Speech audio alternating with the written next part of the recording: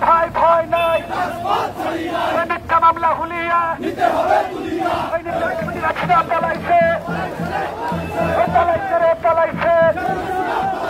মিথ্যা মামলা হুলিয়া নিতে হবে তুলিয়া ভাই ভয় নাই রাজপথ ছাড়ি নাই দিয়েছি তো রক্ত রক্তের বন্যায় রাজপথ ছাড়ি নাই রাজপথ ছাড়ি নাই